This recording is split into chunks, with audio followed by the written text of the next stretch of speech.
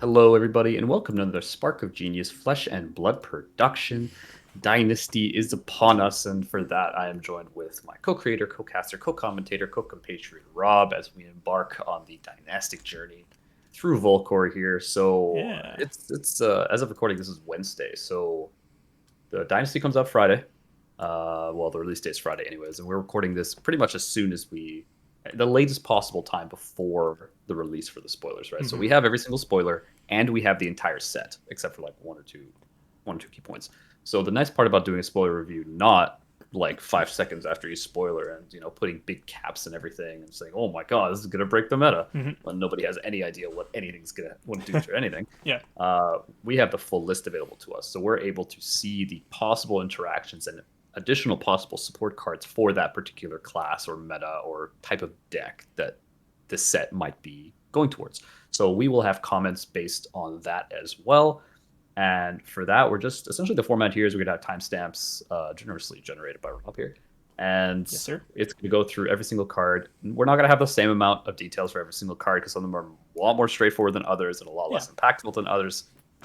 Like the material, the Draconic Ash materials aren't going to have as much context as like the legendary Bolton item, for example, right? So Yeah. it is what it is. We are not going to be reviewing the cards that were not officially spoiled. So any card that wasn't officially spoiled via a spoiler video or tweet or whatever, we are not going to be. We're not. This is not a set review. This is just the spoiler card review, which is a lot of the cards, but not all of them. With that, we should also mention that these are our own data points. So this is Opinions. myself. Yeah, these opinions, data points, thoughts about the card. Whether they're good or not, you have to kind of decide for yourself. We're only here to try to help you form that opinion for yourself. So Hmm. don't take it as gospel, And just of like our tier course, list, of there course. will also be a lot of, playing around with these cards, finding combos and such. And I'm sure no one is We do not. 100% Yeah, correct when sets first come out. So it's true. apologies if we are not right on every card. We don't have the physical cards in front of us in a deck with gameplay experience. This Yeah. is like a Talishar experience and stuff, but it's not the same. It's not the same. So without further ado, we're gonna check out the check out the front here. We'll So start with the we Emperor have himself. we have the Emperor. Um, Yeah.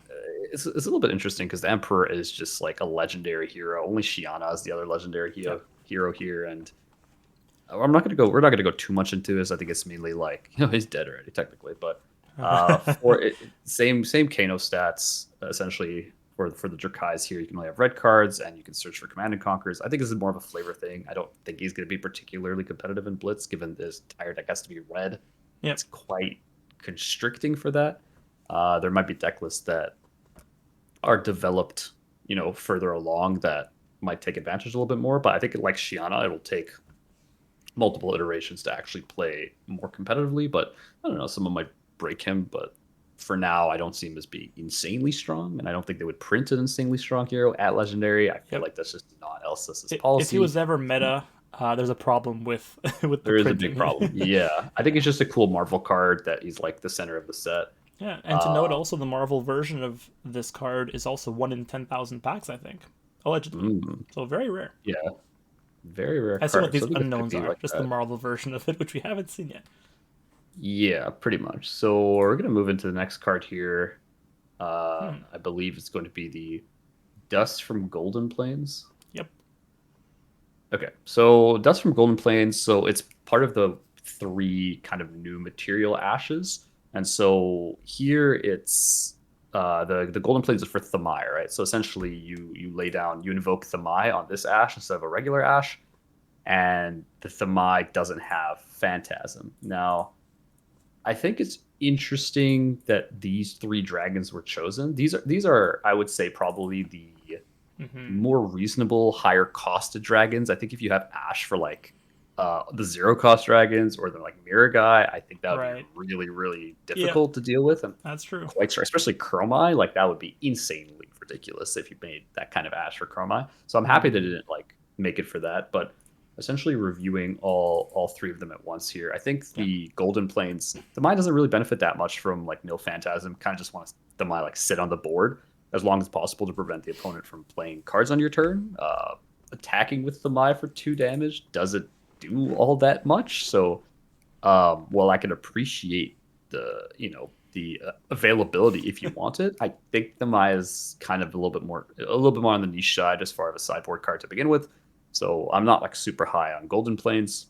Hmm. Um, What about Shadow Crypt. Vincerikai though? I mean, Oh, I'm going there. I guess I should go in order. Yeah, okay, that's fair. sure, yeah, That's the dust from the Red Desert here, right? So that removes it from Vincerikai. It's pretty good because he's very annoying to block for aggro, like especially just in general yeah, because he comes in for 6, right? And anytime he hits, like if it does 1 damage, it turns into the additional 3 arcane.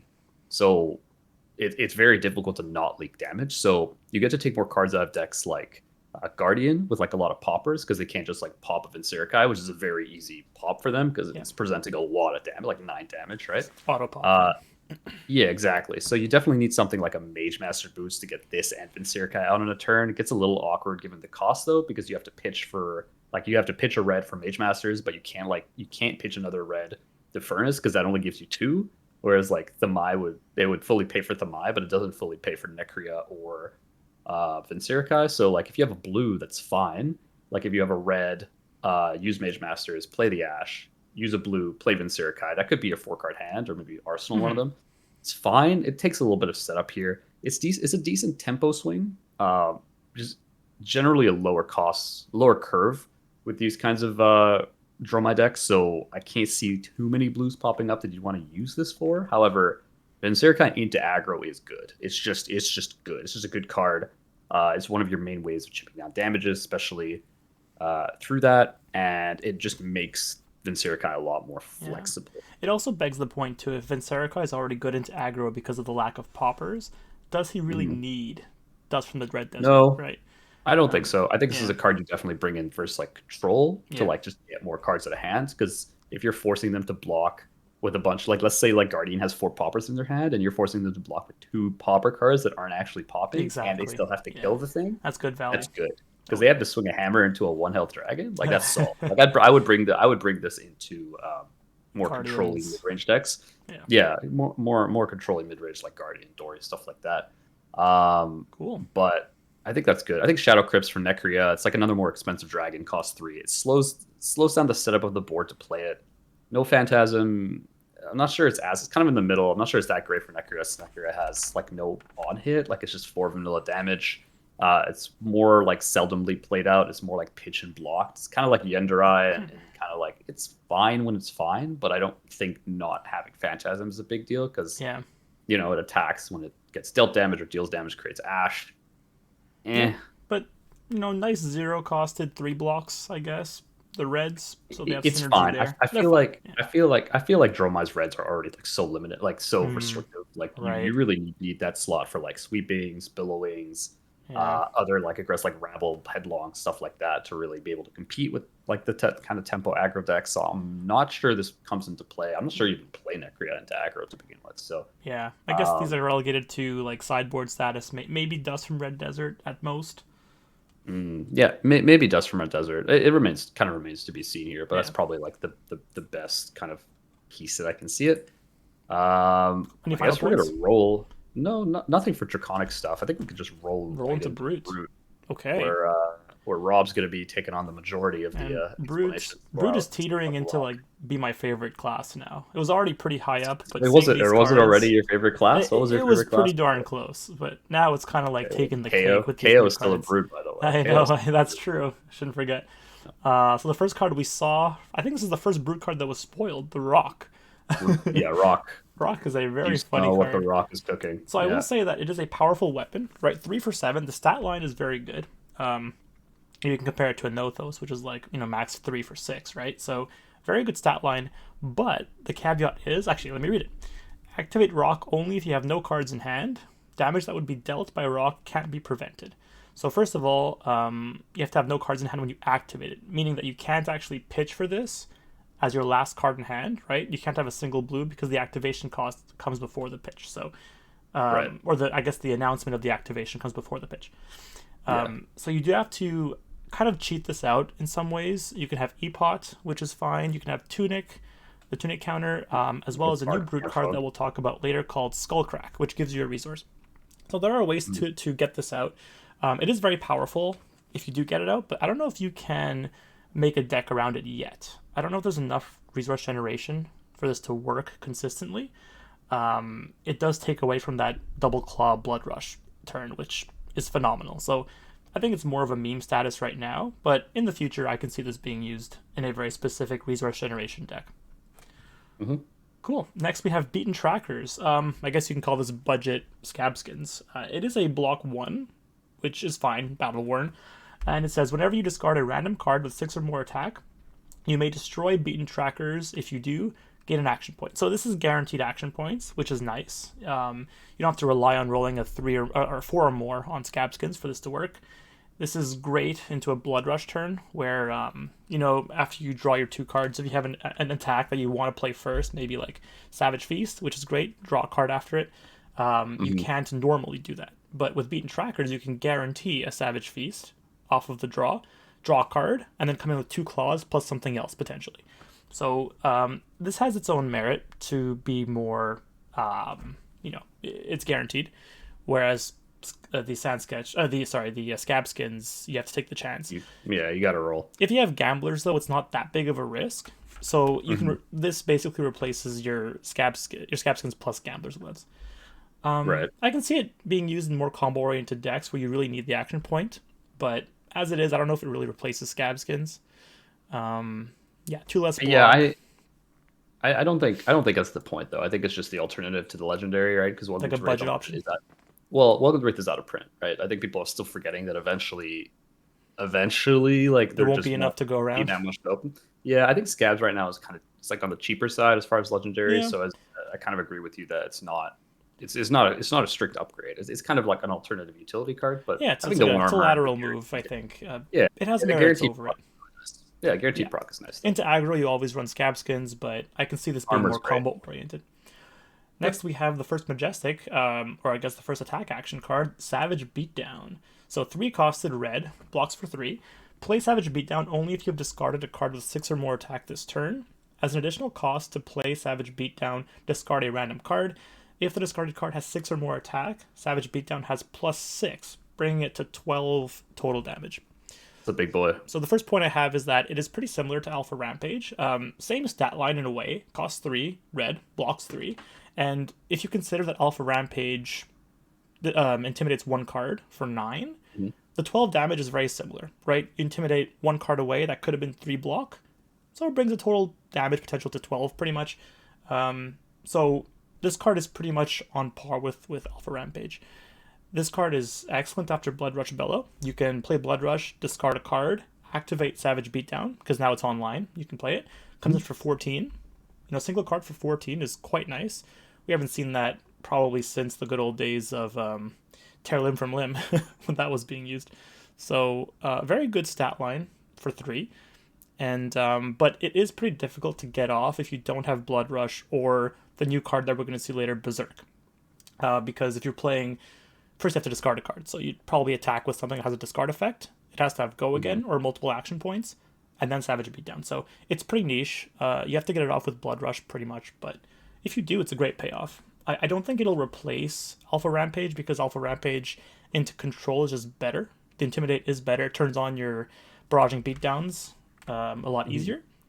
So this card is kind of, I would say, on par, if not a little weaker than Alpha Rampage. But it's another option for another big swing, for another big card. So you can run both. If you're into control more often, play them both. You'll get some damage through.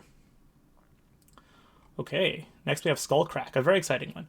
This is a 2-costed 6 attack card already, on par with the stat line of a CNC, which is fine. And if you discard it from a random discard effect, you gain a resource. So an excellent target for your Blood Rush Bellow discard. It basically refunds your Blood Rush Bellow. I can already see it replacing cards in brute decks, maybe like a Pack Hunt, Pack Hunt 2 for 6, Intimidate, discard 2 for 6, but on discard gain a resource. It depends on, how your deck runs, but I think that this card effect is unique enough that you're going to want to play it in almost every brute deck, especially because it doesn't cost 3. It's a 2 cost, so a lot easier to get off on your big blow-off turns or blowout turns. Yeah, that's pretty much all I have for Skullcrack. Good stat line and very good discard effect. Okay, Berserk. This is a really big card that was released. It is a yellow, one cost 3 block, very similar to Blood Rush Bellow. So exact same stat line. First of all, it's a non-attack action card. So you have to think about when you're building your brute deck, how many non-attack action cards can you fit to not water down the 6 attacks too much. But this one might Yeah. just make it in. So it reads, until the end of turn, whenever you discard a card or a random card with 6 or more attack, you banish it. And if you do, reveal the top card of your deck. If it has 6 or more attack, draw a card. So this is a discard engine that always replenishes itself. I can see this card being very good with Wild Ride.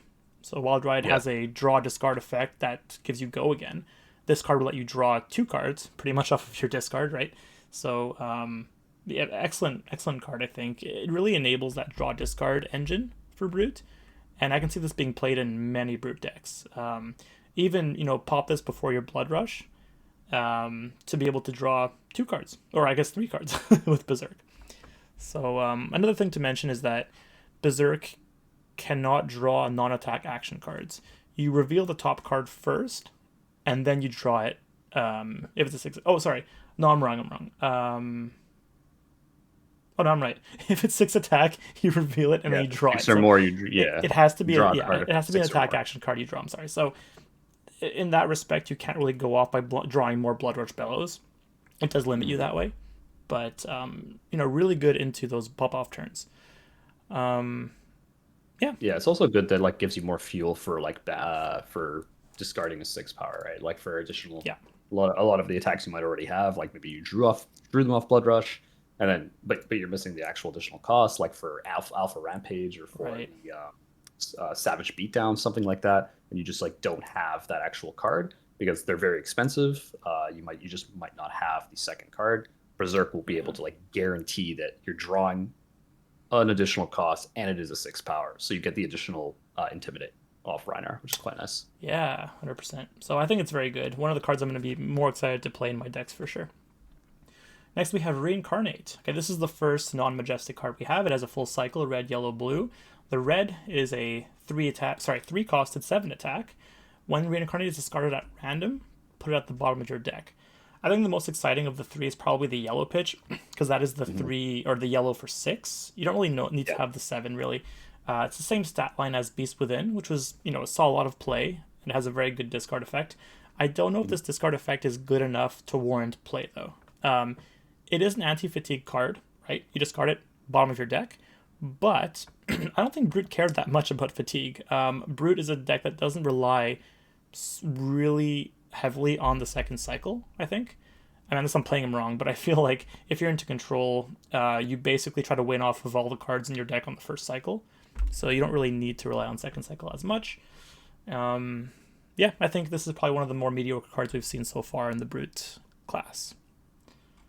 Yeah, I also think it's like even if Brute does want to go on second cycle, I don't know if this is the card I want to be seeing necessarily on my second It's a good cycle. point too. Yeah, It's it's like would I want to pitch this card and play it? It's kind of a vanilla card. It has no intimidate. There's no like banish effect. So yeah, I don't I understand the point of it. I just don't know if it's yeah. super helpful right Like if now. you second cycle, you probably want to see Alpha Rampage more like your finisher cards. Alpha Rampage, Savage, what was it called? Savage Blow? No, Savage Swing. Savage Swing, the one that Reckless Yeah, Swing, yeah, those. Yeah, the one Reckless that Swing, deals two Savage Swing. damage. Yeah. Savage Beatdown was the one I was thinking of. Okay. Okay. Those big finishers are what I want to be playing second Yeah. cycle. I don't really know if I want to put Reincarnate there. Yeah. I think this is not gonna really make the cut. Okay. Next we have another non-attack action card, Blessing of Savagery, a 1 cost 3 block. At the start of your turn, destroy Blessing of Savagery. Then your next attack with 6 or more base attack gains +3. This reminds me of that Guardian card that never sees play, the aura that gives a +3 buff on the next turn. Yeah, Not emerge or really something. good. Something like Yeah, that. Yeah.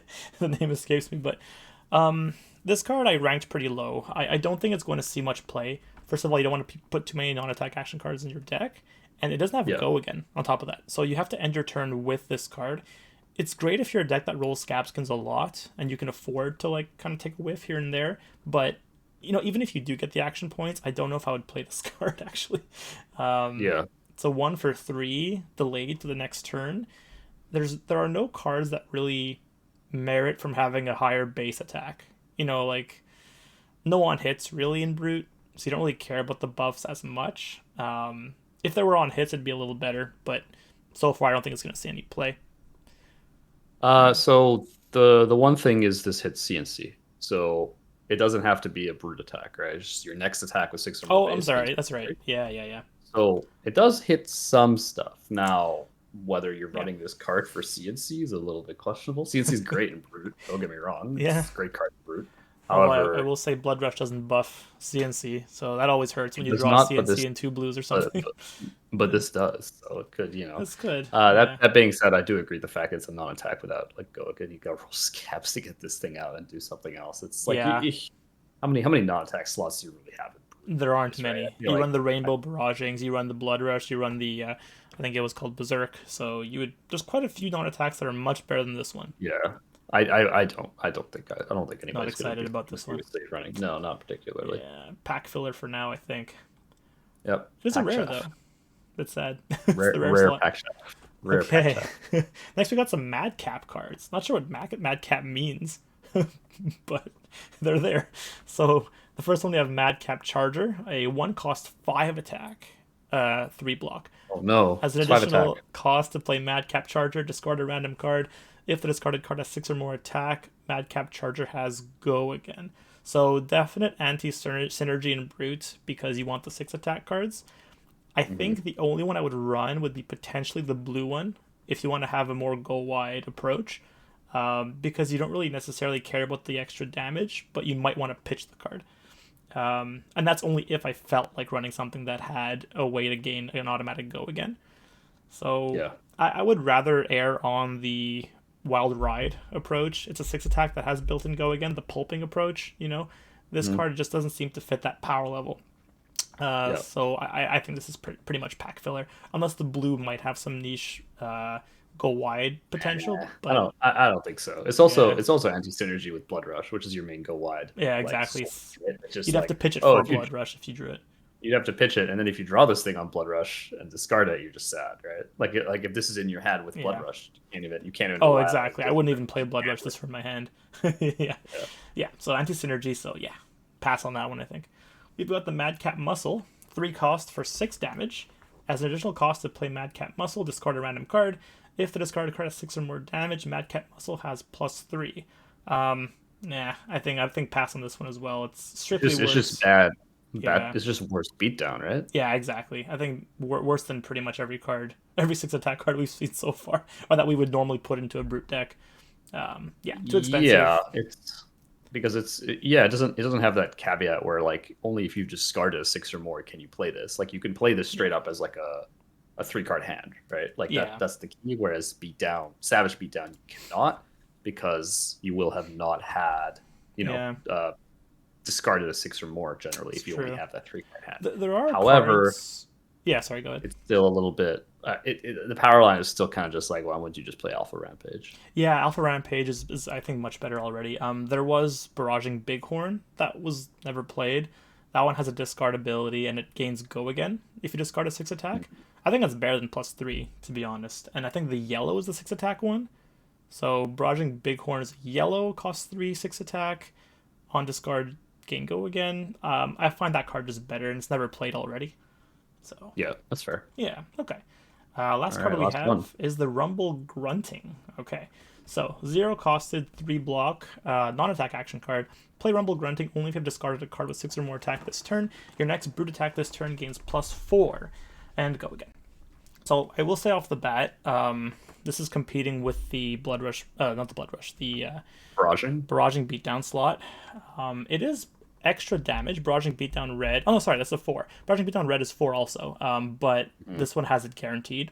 That It's unconditional. it's unconditional exactly. But the one thing I thought about this card is that yeah, you can only play it if you discarded a card, meaning that it had to have been presumably in your hand or arsenal as you discard cards. So it's already anti-synergistic if you're trying to discard a 6 attack card and this is sitting in your hand, right? You would have to probably draw it off a Blood Rush for it to be really any good, because I wouldn't risk discarding a random card with this in my hand. You could arsenal it for the times where you do discard a card and you have go again, which is okay, but I would stick to the barraging beatdowns if I'm being honest. I don't think this would see much play. Fair Yeah. enough. Makes Okay, sense. let's move on to the next class, Guardian. Guardian. So it's a little bit interesting because it seems that LSS has with this set kind of tried to create a new type of Like archetype. control shield based Shield Guardian. Guardian. Yeah. I guess like pretty much everything is to do with being super defensive and having like really big things that block very high. Like it's a Guardian D-React set, which is very interesting compared to the Mm. previous set like Everfest introducing Mato Grande They and Thunderquake and they had to stuff like tone that. down the Guardian a little bit, didn't they?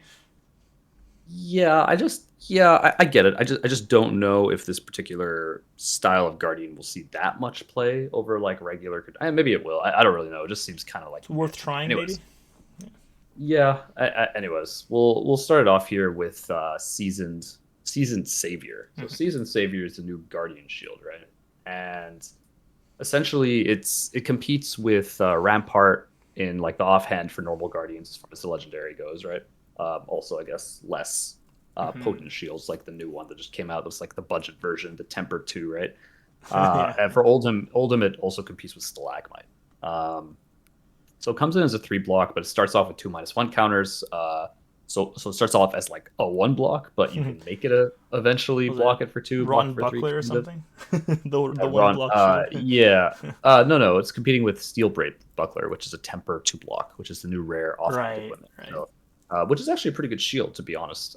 If you don't want to have to pitch into it, Right. it's just straight up 3 block. It's 3 life on your offhand, which is pretty nice. It's just a Nothos is a you can't run Nothos with it. You have to Yeah. run like a one-handed. Titan's Fist, whatever Anyways, it's called. Yeah. yeah, so right off the bat for Season Savior, if you remove 2 counters somehow, it would equate to 5 block, right? Like a two Mm-hmm. block and a 3 block. Because essentially, if it had no counters, you block for 3, block for 2, and it would start off where it started originally. And that's an additional 5 life, right? And so, given the base life gain card, in my mind at least, is Sigil of Solace, right? Mm-hmm. So I would equate that using 1 resource, possibly 2 resources, possibly would give decent EV to remove the counters, right? Because Red Sigil of Solace is 3 life. So the shield doesn't cost anything to use, so it's helpful for heroes such as Bravo who don't always need the extra pitch to do things, like Crown of Seeds for Oldhim. Like that extra pitch, actually Yeah. can be used to cycle and do things like that. So it's helpful for that. It also lets you keep bigger hands back to like swing. So if you need to like pitch 6+ to like swing a Thunderquake or a Crippling Crush, something like that, you can.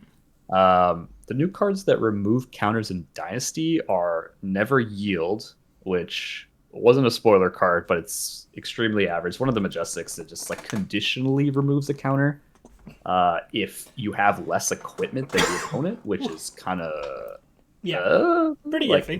if your stuff is mainly Battle Ward and Temper and stuff, that's not Yeah. going to happen that often. That's right. And Reinforced Steel, which there's 3 colors of that. Never Yield is not consistent, so I'm kind of discounting that as not being consistently actually able to remove the counters. The Reinforced Steel can remove counters at a rate of 2 costs because it's a 2 cost card, which I will talk about a little bit after. Mm-hmm. It's the next card actually. Yeah. However, at different stages of the shield's defense, right? I'm removing a counter when your shield blocks 2 is making it now block 3. Mm-hmm. It's a bit poor as far as value generation since you would need to use the red because the shield has a base 3 defense. Even though it comes in with 2 counters, the base is 3. Now, Mm. because the base is 3, you needing to put in a red 2 cost that literally has that one purpose. It's very, very control based shield deck that I can see it being okay as a source, but like the shield in general, you have to really commit to it. I'm not particularly sure that the meta will shake up that you get more EV doing that rather than just blocking with a 3 block and Yeah. putting so much resources into removing the Yeah, counters. I agree. Um, so Reinforced Steel, it's like very tightly packed in with this new shield, obviously. So it is a 2 cost that removes a -1 counter, either blue, red, yellow, depending on the base defense of the shield, being 3, 2, and 1. And a 2 cost that removes a -1 seems poor value just because you have to spend 2 cards because you have to pitch a blue or a yellow Yeah. to play Reinforced Steel to get back maybe a 3 block at best, assuming you've already removed one of the counters from like Right. Season Savior, for instance. Yeah. Whereas you could have just blocked with 2 cards for 6. You know what I mean? It's Yeah. that's the comparison. Or even at worst, you pitch one for a hammer and block with the other. So you're coming in for 7 in total, assuming your hammer comes in for 4. Which Yeah. even the most basic Titan's Fist comes in for 4 if you pitch a 3 cost or higher, right? Yeah, I will Um, say that there is, I guess, niche. Like against dominate, it's better to have the shield active with some block on it. But that might yes. be the only thing. However, it is competing with other shields that you can also, Just do block with. things with. Yeah. Yeah, exactly. The only saving grace I see here is the yellow one. Hmm. So the yellow one is able to remove a counter off Stalagmite because Stalagmite comes in as a base 2 block. That's a good point. And Yeah. so you only need the yellow. And that seems pretty interesting because Frostbite generation is essentially on demand. So Yeah. you can like have that shield keep blocking for 2 and generate Frostbite is very oppressive. Hmm. Because essentially what you get to do is you get to tax them 1 and block for 2. So you are spending 2 cards, but you get an additional utility off of it. And that one Frostbite utility could very easily prevent 4 damage off like Oh a yeah. regular attack. Like it could prevent the snatch, it could prevent weapon swing, like a Rosetta, something like that. It Yeah. happens pretty often where that Frostbite can stop an attack if your opponent is not playing around it. And so that I think is very interesting in Oldhim. However, I'm not particularly sure this card was made with Oldhim in mind. Like I think the whole point is this new like different kind of control guardian deck, Mm, but that is the one yeah. thing that I've tried and it was quite oppressive. Okay. Yeah. Um, I will say running so yellows kind of hurts a little bit in Guardian, but it it's not a red. hurts, but at least it can pay for pummel. It can pay for That's my kind pummel. of That's it the can pay for payoff. pummel. Yep. It could be worse. Yeah. Okay. I don't know. Like you could pitch into it much easier to that expense, right? Yeah. That's true. You can use a blue you to create a seismic off tectonic plating if you're running it, and then play reinforced steel. Like it's not as bad kind of Hmm. thing. Um, anyways, the next card here. So yeah, so my thoughts of reinforced steel. It's very niche. I'm not that sure it's going to see that much play. Yeah. Buckle. So Buckle is interesting because this is the pulverized Buckle. guy, I believe. I Oh. believe Buckle's the pulverized guy, Oh. is what they've There it said, is. just Yep. with his helmet, just Man, with his helmet that's off. freaking painful. Look at that. Yeah. Oh, it looks great, fantastic. Another Matt worthy performance here. Um, so adding to the trend of average to poor majestics for Guardian, Hmm. in this set we have Buckle. So on the surface, it's the worst, or it's the worst Terra Sunder. Like literally, it's the worst Terra Sunder here. So it's the same stat line. So blue 3 block, cost 3, gives the next Guardian attack dominate. However, the on hit is destroying an equipment with a -1 counter, Yeah. which is extremely niche. It also requires you to actually use something like a buckling blow or for your opponent to block to, get Hmm. that minus counter. The impact is not high enough for the cost of the cards needing to be held up just to get like Artivored by like a 5 or something the next turn. Like there's so many classes that don't really care much about the armor or they don't block with it anyways. Yeah. And it's just like a And lot of like your high priority stuff. It's like it's either yeah. Blade Break or something like that, Exactly. Yeah. or it's just like stuff they don't really block with. So unless you're dominating through a buckling, like unless you're like pummeling a buckling blow to get the -1 on it beforehand, something like that, it Right. seems very specific. Yeah, and aggro decks typically don't block with their equipment anyway because it's blade break. Like if you're Mhm. into against fire, their masculine momentum, they won't have a -1 counter on it anyway, right? So if you want to use this card by itself, like vanilla, it's probably better into control heroes. Yeah, I'm sure there's like a super niche use for this card. It reminds me a little bit about like um, Nerves of Steel from Everfest, where it's like a random Guardian Majestic that is Hmm. just like, yeah, now you counter Benji. Ooh, it's like, oh, you already shed on Benji. It's not really, Yeah, yeah. it's not really the key point you're trying to do. So maybe there's some like crazy ass equipment like strategies that Hmm. Buckle's there to prevent now or in the future. Right now, you don't run this over Terra Sunder, and people are cutting Terra Sunder down to 2 at this point anyway. So Right. like, I don't know Yeah, it's not even a three where of. you would find room to find Buckle here. Yeah. Um, the last spoiler for Guardian that was spoiled was Blessing of Patience. So again, with these 1 cost auras that like 5 or 6 heroes got, this one's the 1 cost in red will gain you 3 health the following turn. Mm, The card is very, very, very specific. I'm not sure yeah. when this is ever better than Sigil in any certain way. Yeah, it blocks, but like, okay, well, if you're blocking with it, you're not going to get the life off of it. Exactly. So you're either getting 3 one way. At least Sigil is flexible to the point where the life gain prevents arcane. So Hmm. like you can take 3 arcane damage and then Sigil back up. Whereas Hmm. this card, you can't prevent it on the spot or anything. You need to play it out. It doesn't have go Yeah. again. Yeah. Like when I read this, like Like it feels so bad. Well, it's just like when are you gonna have Gogan on your Guardian attack where you can play an attack and then play this Right? thing? Like you'd have to literally take a turn off to play this, or like imposing visage it in. Like Oh, oh, I don't goodness. It's like I next don't level I strat don't right there. I don't see it. Well, you would literally yeah you'd pay four essentially for imposing. You'd pay three costs and then the one for this. Mm-hmm. Like, when do you even have four? Like I don't know. It just seems Yeah, very very very weird. yeah, Don't like this card. Really dislike it. yeah. That's kind of it for the Guardian That's it for cards, I think. Guardian. Okay. What are we on now? Cool. Ninja. Ninja. Ninja. Okay. Ninja is interesting here. So Ninja is an interesting spot because Fi is now like for the last little while now he's been Really stupidly good. meta, Yeah. very meta. They banned Stubbies, still meta. Mm-hmm. Like no, just the build's just like played around with the fact that you can't get people on like turn one or turn two with Stubbies, just like Art of War shitting on their soul here, right? Like you Mm-hmm. just actually have to play the game a little bit more, Yep. which made him meta, but not like overwhelmingly like the best hero, right? Mm-hmm. So he's kind of left the pack back from like Katsu. I guess it's Yeah. Katsu and CC. I guess Ira and Benji and Blitz, but I don't think people mainly. I don't think their representation was that high to begin with. But we're gonna mainly look at this in two kinds of lenses here, right? So the first ninja card here, I believe that was spoiled is where's ninja? Looking at my sheet here, it's assassin. Oh, ninja. Blazing Yoroi? Yoroi. Your I think I'm saying that right. I apologize if Your I'm guess not is as here, good as but mine. It's what I assumed it was called. yeah. So as you can see here, it's a ninja chess piece, has one blade break. So automatically it's fighting with flame scale furnace for five, Mm-hmm. or tunic for Katsu, five Benji, and Ira. Right. Those are the two chess pieces that it's competing with. So Yeah. it has some obvious uses in like the Phi mirror. Like that's like the very first thing. I'm sure everyone Yeah. probably thought of this in the Phi mirror, right? Because Mm-hmm. it blocks out. It's a nice sideboard to straight up like block out a rupture effect, like lava burst for +3. Sometimes it comes in for Mm-hmm. +4 with Shuko, or like a breaking point or something like that. If anyone's running those, because it comes in for 5 block, right? If the chain link is 4 or higher, I believe. So that's kind of probably the on the nose Yeah. use of it. It's a decent card versus decks that use like Kadachi also outside of Fi. Nothing Right. really kills you that fast and goes that wide. However, like the new ninja decks with like Crouching Tiger go like pretty wide.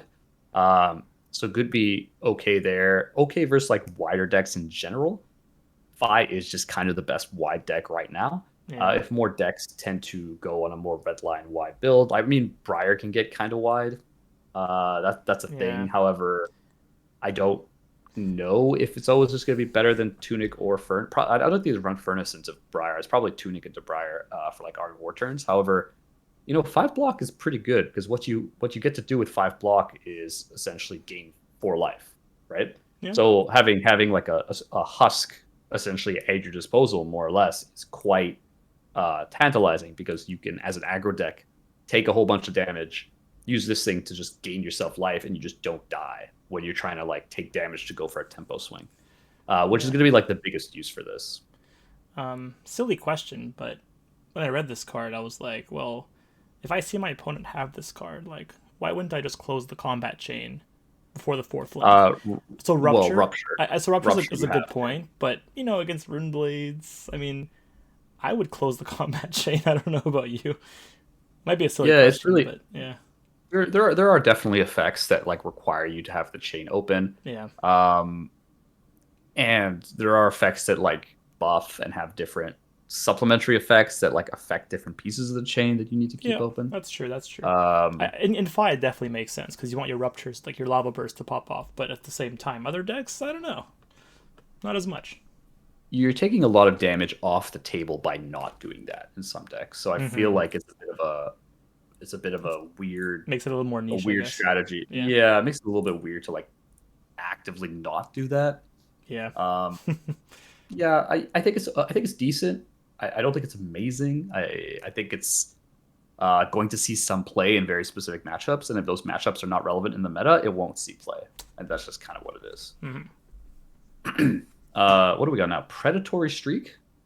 Predatory streak Predatory here. streak. So Let me scroll down here. Comes in There it is. red, yellow, blue. Came out as a promo. It's one of the promos for the Armory, I believe, with a Quicksilver Oh Tiger, yeah, I think, yeah. something like that. So Predator Streak is a 0 for 3 at red. Three Crouching Tigers, card blocks 2. So in a deck focusing on Crouching Tigers, netting 3 could be really good. In this kind of deck, you're using Art of War, Roar of the Tiger, you're buffing Mm-hmm. all your Crouching Tigers and going stupidly wide. Like this is a very good combo deck. However, we'll talk a little bit more about like the other cards in this combo line. It's I think it's like it seems like a Katsu thing because Katsu is able to like a couple of these just have combo straight up, but Katsu is able to actually Tutor out. yeah, tutor out combo cards, which that is the key word in a couple of these. I think combo is the Yep. key word in Chi Unleashed. Chi Unleashed. Yeah, That's right. that's the main one because it comes is the 7, right? Like that's going to be the main one here. Right. Yeah. Yeah. Yeah. Um, so Katsu kind of if these cards definitely feel like they're trying to catch Katsu up rather than try to buff Fi Yeah. anymore because I don't think any of these cards will be better than your regular Draconic builds. That's true. Yeah. Draconic King links are still important. So Predatory Strike, I think like the red one's pretty good. Like getting 3 of these tigers, if you're able to buff them by at least 1, then it's a 0 for 3, which is like fine. If you're able to buff them by 2, it's a 0 for 6, which is kind of Mm-hmm. ridiculous on the high end. On an Art of War turn, Yeah. super good. Like it can give you Crouching Tigers to banish with Art of War and stuff like that. That's true. Because I think Crouching Tiger is it's just an attack. It's a ninja attack action, right? Yeah. So you're Nothing able to special about banish it. that. Yeah.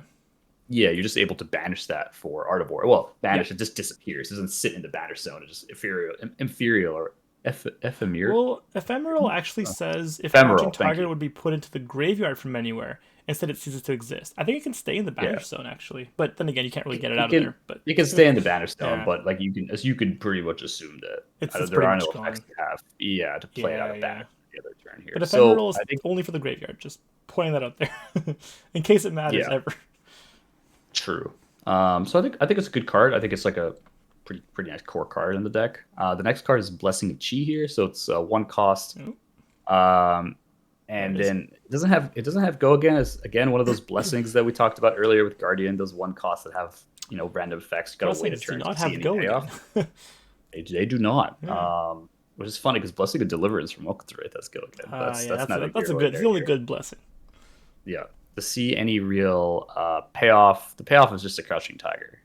It seems bad. It seems real bad Mm, in a deck that wants to go really fast. Like these Crouching Tiger decks seem like they want to pop off pretty yeah. pretty quickly here. And Blessing of Chi is like, Slow, okay, eh? you get the crouching tiger in your banner zone. It gains +3 and you can play it. So it's a 1 for 3 One go for again. three. Yeah. Next turn. 1 for 3 go again Yeah. next turn. So it's just like, Not nah, I right want to do away. it this turn. Yeah. Yeah, and it's just like you have like pouncing chi that wants to get crouched. Like there's other ways to get crouching tigers, right? So Yeah. um Exactly. I think it's just kind of average. The best part about it is it blocks for 3. Honestly, I don't know Yeah. how often you're going to be running this card, but maybe because it's like an ender, like you could do a bunch of stuff with go again and an end on this card for your next turn. It's Yeah. not as bad as the other blessings. That's Um, true, but typically your ending combo pieces anyway don't have go again, like She Unleashed, right? So Usually, but not always. It not depends if you've always. like Katsu triggered and grabbed it, or like what you're kind of doing there. Yeah, it's definitely for like a slower turn, just to do some setup, attack once or twice, put this on the field, and then you're good. But Mhm. remains to be seen if that's actually good. Yeah, for sure. So the next one is a Flex Clause. So it's a 1 for 4 go Oh, again, blocks for 2. yep, there it This is. is better leg tap. This is straight up better leg tap. Better leg Mm-hmm. tap's always good. One You for know what I four, mean? go again. Yeah, exactly. So 1 for 4 go blocks 2 as a leg tap that adds a Crouching Tiger. It's above rate because Yeah, decks like Fi literally run vanilla leg tap. Like yep. they run like they can not always like Dust Runner Outlaw is not super like they'll run Soaring Strike or something else for, but they run the 0 for 3. What's it called? I forgot like vanilla 0 for 3 head Oh, jabs essentially stuff like that. Run yeah, Renegade, right? So Ronin those Renegade. those Yeah. cards are played. So Flex Claw is literally just a 1 for 4, possibly a 1 for 5 if you have any way of buffing a Crouching Tiger. Hmm. I think this is a staple in these decks. Like I don't think there's any reason you don't play this. Yeah. Probably the reds and blues. But like it really depends if it's a 1 cost, so you can't pitch it for Kadachi, so you might not want the blues. But the reds for sure would come in here. Hmm. Um, Solid card though. Yeah. Tiger Swipe. Tiger Swipe. So 0 for 2, blocks 3, combo on hit to add Crouching Tigers. It's equal to the amount of Crouching Tigers you control. Mm-hmm. So one of the biggest payoffs for Crouching Tiger build on a turn with Art of War, Roar of the Tiger, is adding more Crouching Tigers to your hand. It can be super insane because you could tutor this card with Katsu. It's all coming Yeah. together. This Katsu ability here, right? Yeah. Um, I will also point out that this is another reason why Blazing Yoroi is okay because you don't want to end the chain and lose your Crouching Tigers, right? mhm. So Yeah, exactly. that fits into this. And yeah, and you can also get it off Mask of the Pouncing Links. Like more combo-oriented decks will be using Mask of the Pouncing Links, of course. And something like this could lead really nicely into something like Salt the Wound because of how many chain links you're doing, and it'll Yeah, likely hit. More likely it'll hit at 1 damage, right? Like especially if you're true. buffing these at one. You know how annoying that is to block. Like it's unless you have something that prevents exactly one. So unless you're bringing in Dissolution Sphere on the I was dash gonna side, say, that's or tech against Crouching Tigers for sure. I think. this round's on me. That's probably the Oh, this more kind round's of on generic me. deck Yeah, that can do -1. Um, that might you actually be a know, big thorn in this in the side of this deck. Actually, this round's on me. you know what? You know what's funny is just you just see the Dissolution Sphere, and then they just like because you see the +1 buff Mm-hmm. or whatever. It's like, oh, they can't possibly get above this, and then they Art of War that Artivore. turn, and they're all +2, and you're just Heck like yeah, you're like, all right. hog. Still hurt. Um, Yeah, so either way, that is Tiger Swipe. I think Tiger Swipe is definitely going to it's be. a must play. Yeah, I mean it's a majestic. It's like a combo card that you definitely want to get off. There's really no reason to like. It doesn't have Yeah. any real downsides. It's a very strong majestic for this kind of build here, right? Mm-hmm.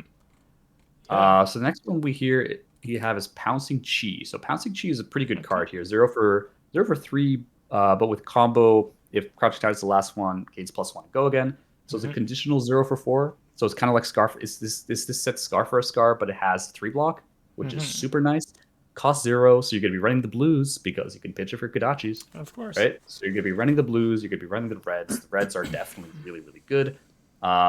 Pretty solid card. It can get searched up by Katsu if you need it. It is a combo card. It's I think you run the reds and blues. I think it's just a very strong card for this Yeah. kind of deck. Yeah, it looks Nothing fantastic. And nothing Pouncing Tigers, particular. obviously, Crouching Tigers already have Go Again built in, so you can easily Mhm. get this off, I think. Yeah. So now we have Roar of the Tiger. So this is another majestic here. Create a Crouching Roar. Tiger, enhance yellow 0 cost for 3. Definitely gonna be running a 3 of here. Create a Crouching Tiger and Mm-hmm. Crouching Tigers you control gain +1. This is the Crouching Art of War. Oh, yeah. And the funny thing is you could just do 2 of these if you want. Like you don't have to be restricted by one here, but it has Mm-hmm. go again, creates the Crouching Tiger. I think this is really like the combo you want to use with something like the Tiger what's it Swipe. called, predatory streak, to create multiple Oh, Crouching Tigers, right, right? right. Yeah. Predatory streak, Yeah, it creates and three. I Yeah. guess I guess Blessing of Chi if you wanna, Flex Claws. When it hits, it creates one in the banner zone. Yeah. So running those kinds of like the 1 for 4, and then being able to go in there. Also using Mind State of the Tiger. That's also something you can use. Probably we'll be Right. running 3 of those. I don't know. Yeah. Is that actually the last card we're spoiling? Oh, sorry, I'm not going to mention that because I'm going to talk about it in a sec. But Roar of the Tiger is your Art of War. You just get this and Art of War, which is incredibly pog. Like it's Mm-hmm. just super super good. And this deck can give Vi combo a run for its money because it has that extra potential to just go stupid wide, Yeah. getting Salt the Wound off, getting ridiculous cards off. It doesn't need Lava Burst, right? Like it just Mm-hmm. has Enders off that, and then Chi Unleashed, which comes in for 7 at the red, which Right. is 7 damage. This is a lot of damage, right? Better than Lava Burst. It just costs 2. That's the only thing. Mm-hmm. Um, so good card. The Mind State of Tiger, Crouching Tiger, is your last majestic. So I think it's funny. Actually, all the spoilers, all the majestics for Ninja were actually spoiled, which is interesting. Yeah. Mind State of the Tiger, blue 0 cost. I love it. I gotta have it. Yep. Pitches for Kodachi. You can play it, start of your turn, destroy it. Obviously, if you start your next turn, this Aura, and create a Crouching Tiger from hand.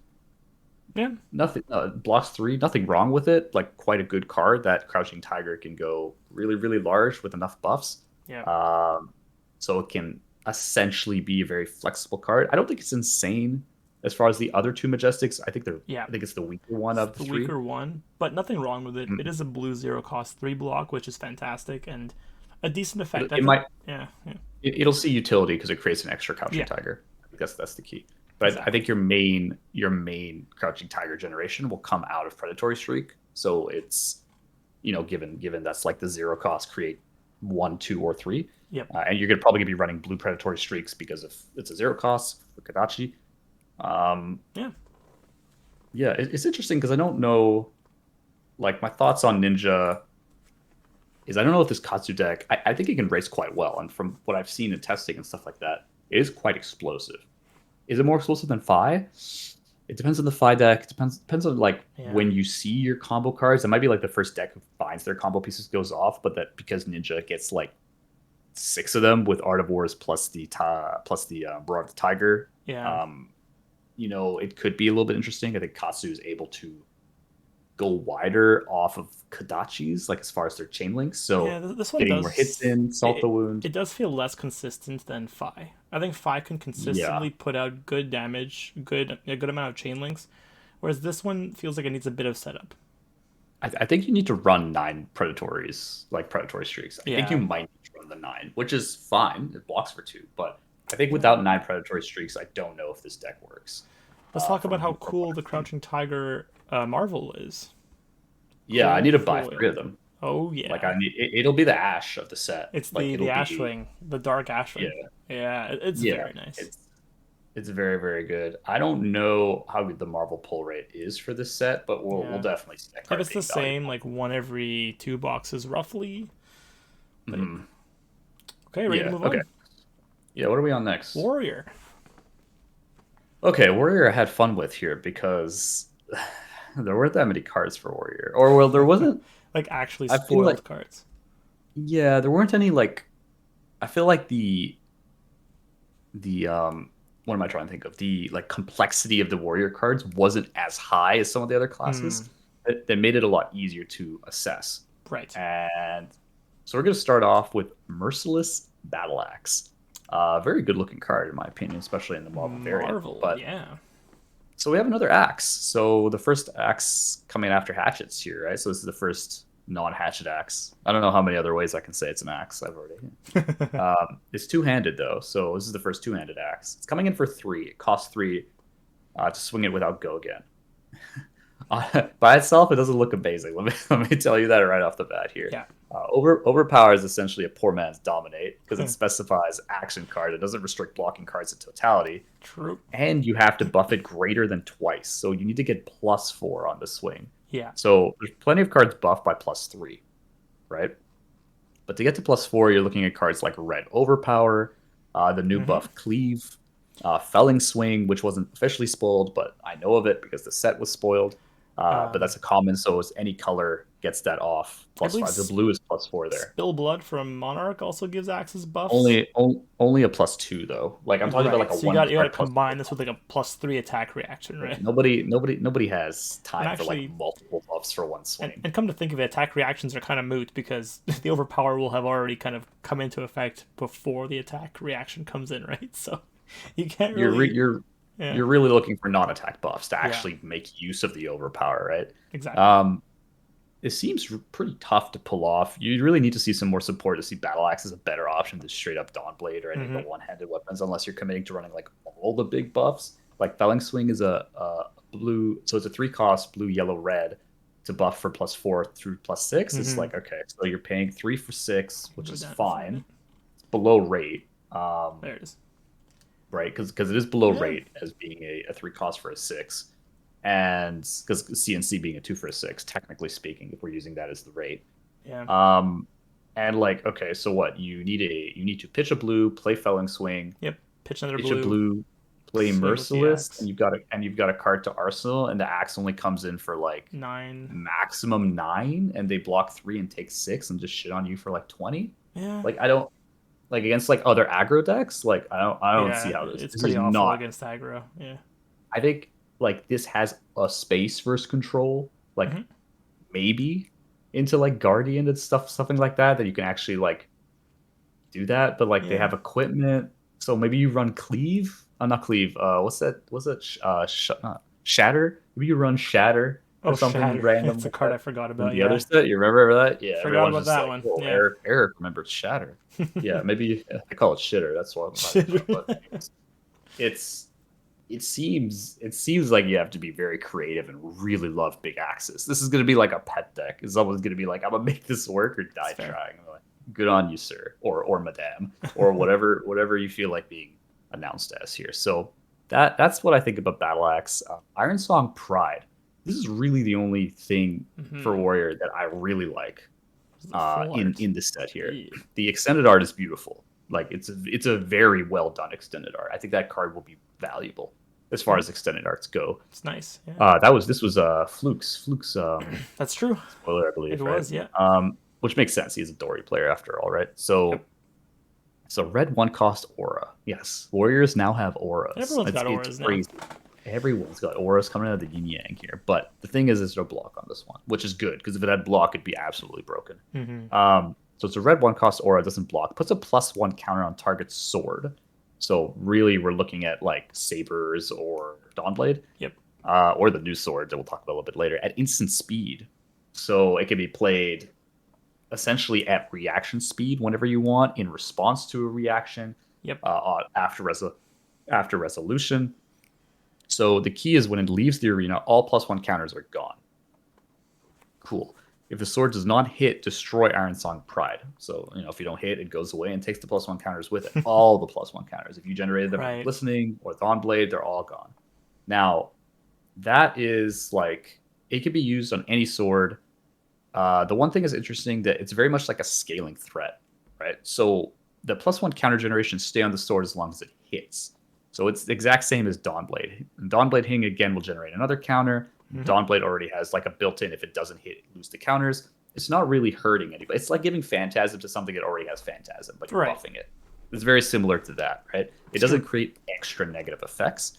Um, and combined with Glistening Steel Blade, you can run up a bunch of counters and have your Dawnblade swinging in for like 5 or 6 a turn off one pitch, which is definitely above rate, like really above rate, right?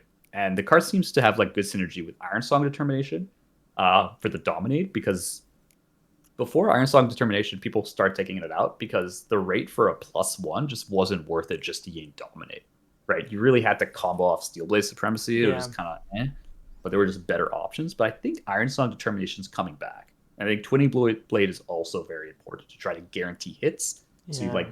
you gain go again, and they like stack on a bunch of blocks on the first attack, and you twinning their ass. Like either from Singing Steel Blade or just getting it raw or drawing it off like glint or something like that, to try to guarantee those hits. Add a little bit of piercing in there, which is a new keyword for warrior. And you have some very hard to block Dawnblade swings that generate a ton of value after turn one. So I'd say like the EV starts after turn one.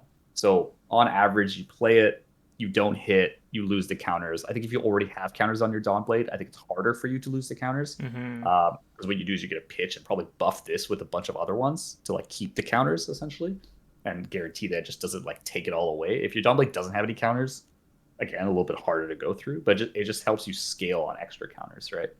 Yeah. Yeah. After turn one, it's just like you're popping off, right? Your Dawnblade's coming in for 5 Mm-hmm. or 6 a turn. Very hard to block. That's very hard to block effectively, right? So, Yeah. other than maybe like the new Guardian cards that are like 6 for 11 defense or some crap like that. It's like Right. Guardian feels like it was built this set to like beat Dorinthia specifically, which is kind of hilarious. Anyways, I think it's a very good card, Iron Song Pride. I think it'll see a lot of play. Yeah. Moving on back to our Axe companions here with Cleave. Cleave. Red 1 for 4 at a Majestic as +4 the next Axe, and when you hit a hero or ally, you deal that damage to another ally, like Mm-hmm. the amount that actually went through.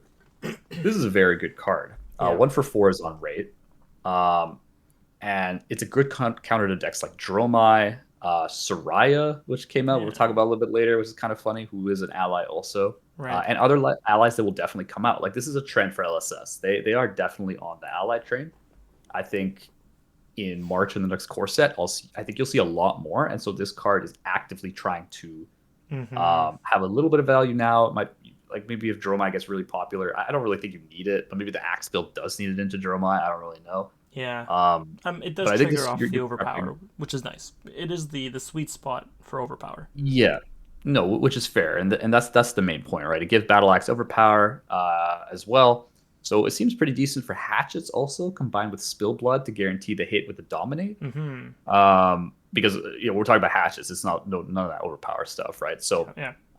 that's pretty good. So you need a 3 pitch to swing a hatchet for 8 Dominate Yeah. essentially, because the hatchet will gain +2 off Spill Blood and +4 off Cleave. Yeah. So your first hatchet comes in for 8 that can kill almost like every ally through the block. So it's like if you block for 3, you're dealing 5 to another ally that kills like pretty much every dragon other than Optimi in one hit and Yeah. maybe Necria. Can't Like kill that's pretty Plasma Fit. good. Yeah, depending on what they block with, and if you Yeah. buff it even more with an attack reaction, That's you probably can not kill even an Plasma important Cut point and to Ursa. make. No, but like stuff like Soraya with 4 health. Well, hey, this thing can do 4 pretty easily. Mm-hmm. Um, and then if you're on Bolton, you give it Go Again as a reaction, and the second Axe comes in with 5 without any buffs because +2 from Spill Blood and +1 from being the second hatchet. Like that's pretty good. So you're coming in for like 13 damage with upside off of a blue. I honestly like Bolton needs help. Like hatchets need help. Yeah. However, this is like pretty enticing as far as EV goes, right? Yeah.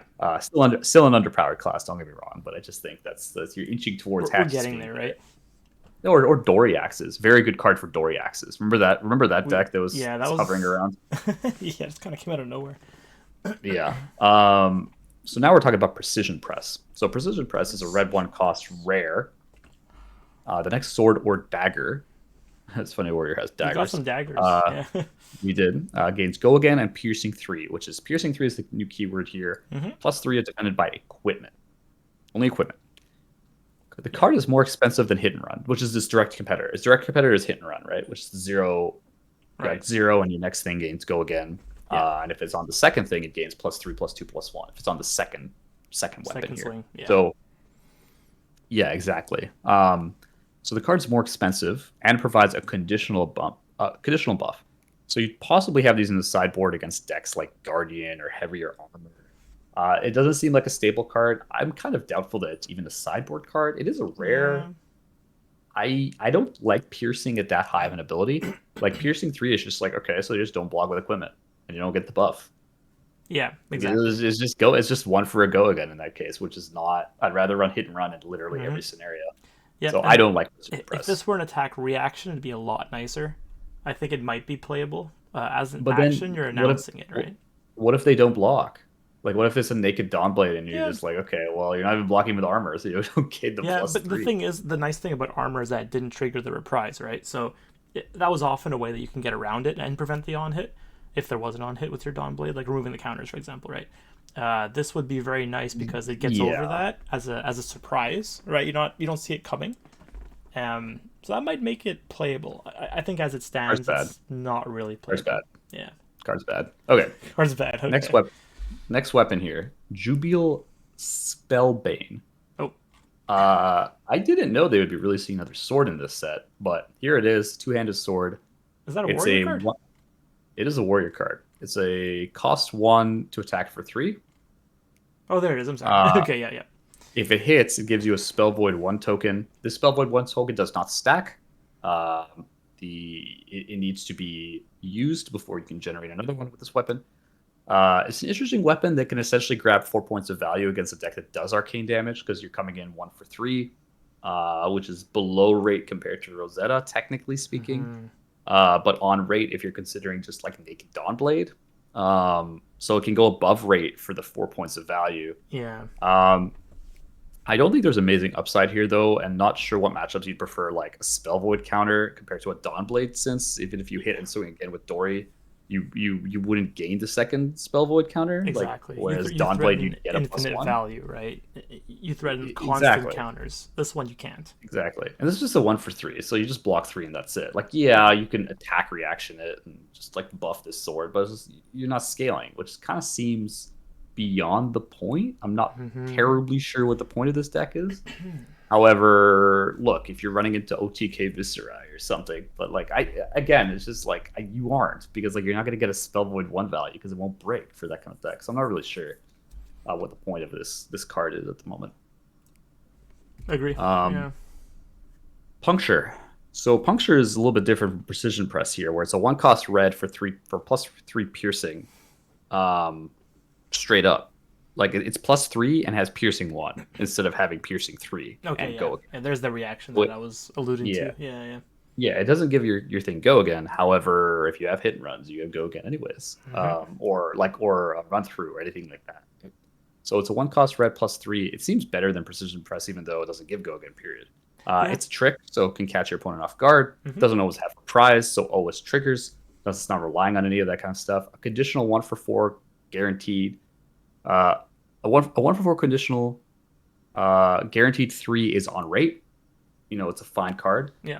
It's very similar to like Out for Blood. That's the direct comparison. So Out for Blood is the same. It's a conditional one for four if they blocked, whereas the one for three normally. Hmm. I think it's reasonable. Any scenario where you would use Out for Blood, you can use Puncture depending on the deck you're True. facing. True.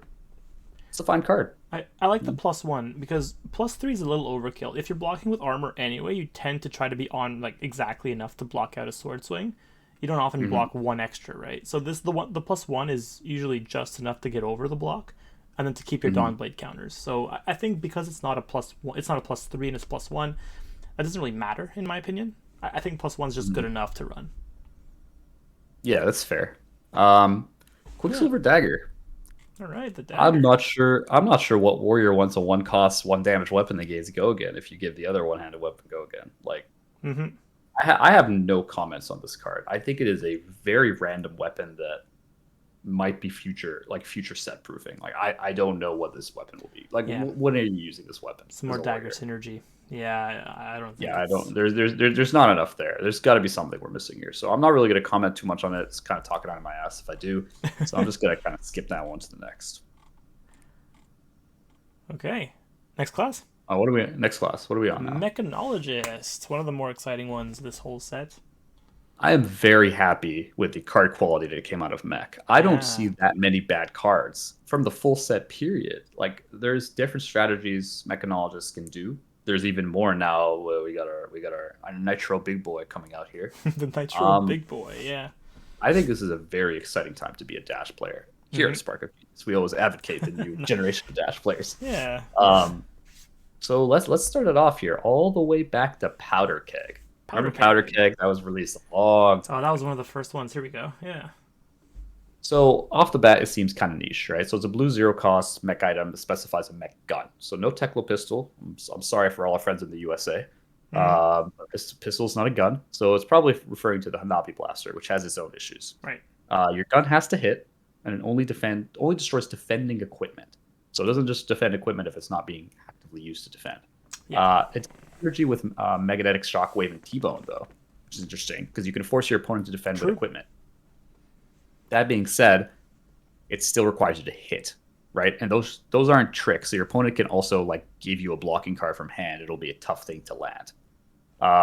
There needs to be more ways than that, in my opinion, to force your opponent to block with equipment. Like maybe you run 9 T-bones, but in that case, Yep. you're gonna get -1 counters off the equipment anyways when you're forcing to block it. So unless there's Yeah. like a lot of temper battle worn equipment you can really want to destroy specifically, I think this will be a very niche card. I think this card will drop in popularity if there is a direct purpose to use it when people figure out the new meta. Hmm. Yeah. I will say that people, in response to T Bone, people typically block with things that don't even have block to begin with, right? That Hmm. there's no temper or blade break, but you can still block with it. It won't do anything. This will at least make them think twice about blocking with no defense, pieces of armor, um, Yeah. to destroy them. So I think it's a good threat. It is zero for blue, which is nice. Yep. I think I Yeah, can see play. Yeah. it is very interesting against like decks that have cards that are armor that always blocks, like Viscera or like Yeah. Runeblade. All of those cards have blocking value, Exactly. unless you're running snaps, right? If you're running creepers, though, they all have You, blocking value. So exactly. it can be interesting. Yeah. Moving on to the Hanabi Blaster. So Hmm. the Habibi Blaster, The Habibi as Blaster. one of our good friends would call it. It's one of our friends of the channel here. The Habibi Blaster is a two-handed gun for the set, and it comes in for 5. It's a one per turn action. You can remove 2 steam counters. Hmm. It should be 1, but they made it 2 to Should be one. attack. Yeah. It also has a nice wish this were dominate.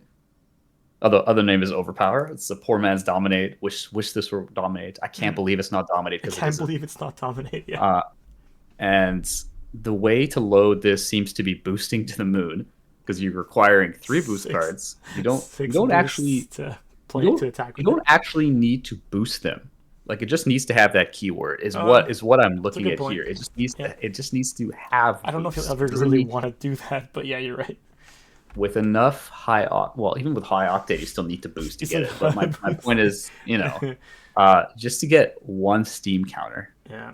this will be a very specific game plan to be somewhat useful. And I'm not sure a weapon for 5 damage has anywhere near the amount of payoff to like make this worthwhile. Like if there's a way to accrue Steam counters elsewhere and move them over, this would be better. But right now there isn't, and we know the entire set at the moment. Uh, and Yep. there isn't that kind of card. So right now I'm thinking the Habibi Blaster is probably not the play. Just run Teklo Pistol and Yeah. that's it. Um, Agreed.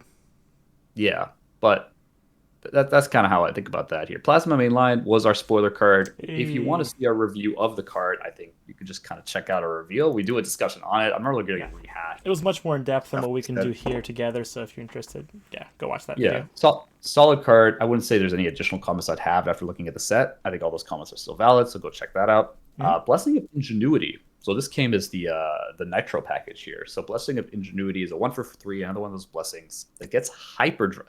I believe hyperdrivers is like the last Yeah, item I thought would get a reprint in gold foil here, I know.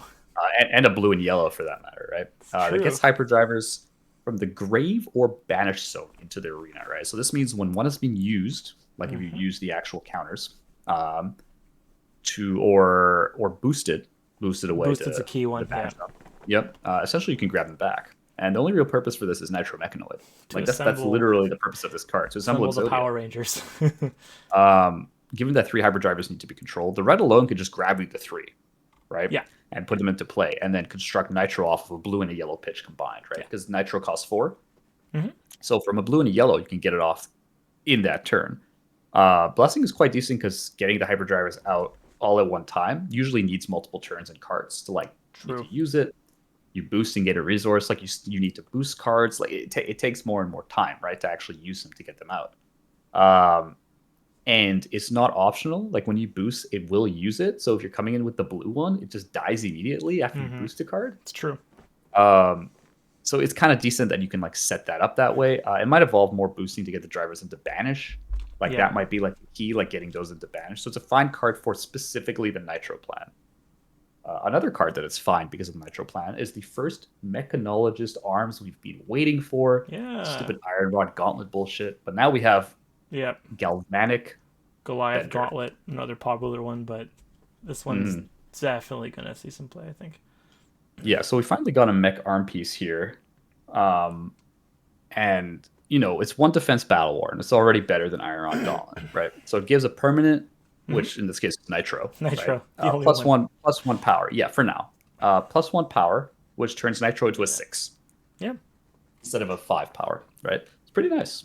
You need to run this in the Nitro build because it's the only mech arms Yeah, available. you Like gotta you, run it. you have to run it in that build. If Yeah. you're not a Nitro build, then you probably run Goliath Gauntlets. For your Yeah. throttle, Um, for like two Courier. damage. Yeah, 2 damage is more life than 1 armor.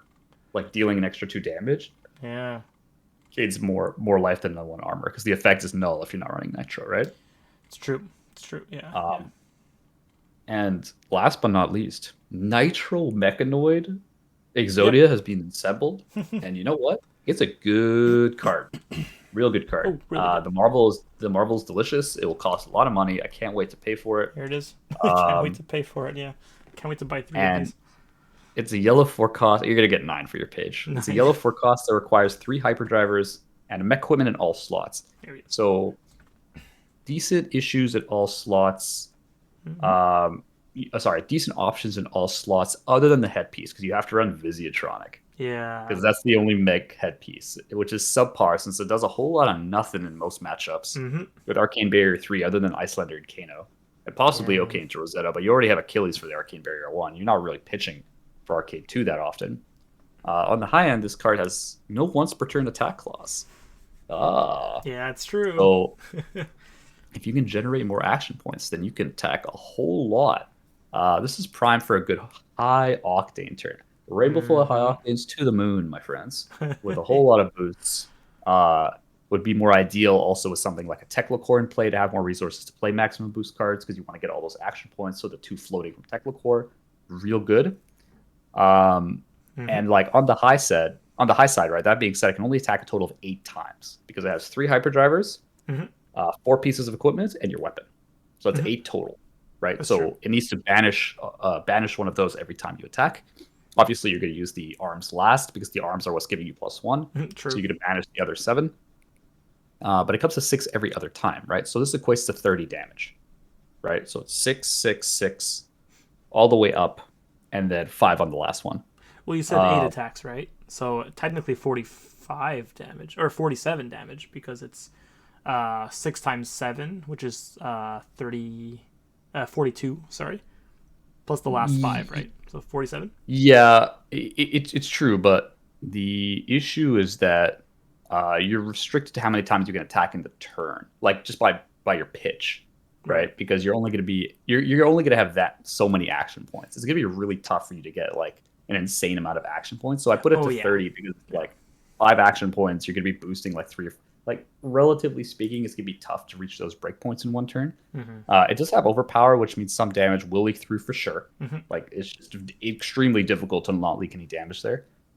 Temper means that if they attack you for face, you can defend with this thing for 5. Really strong. I guess.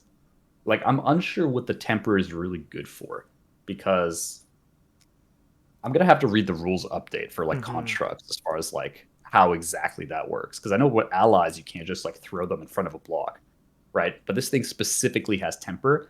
The reason it has temper because it just ate Right. all your equipment, right? It just ate your equipment. So what you're gonna want to do is block with all your stuff pretty early to get the use out of it, and then you just get a 5 temper up, Yeah. right? Yeah. Now if you use the temper, your health goes down, right? Like your defense goes down, so it's easier to kill. That's the one thing, right? Because Right. I assume you can attack this construct directly. Yeah. Maybe I'm wrong here. We'll have to Um, verify actually. Yeah, I'm not actually much yeah. sure. Yeah. So it is pretty beefy at 5 armor. It will be heavily targeted once it comes out. Your opponent will want to destroy that thing.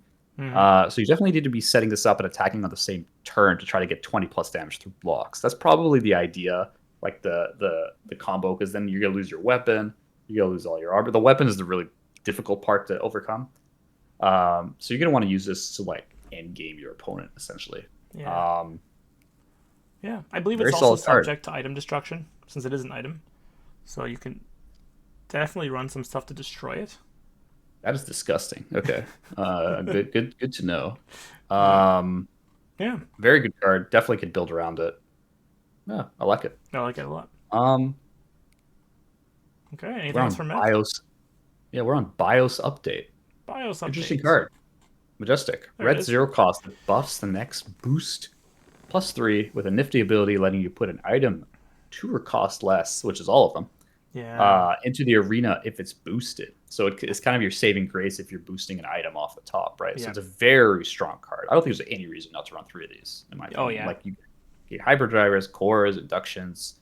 The key is you're running items regardless. Like there are very few mech builds that run 0. Well, other than your one starting item, Yeah. 0 additional items because you're gonna have a sideboard that probably has items for different matchups, right? Mm-hmm. And then using cards like Plasma Mainline, you're able to like get more efficiency off of it. So you can get an early mainline and then boost out of these.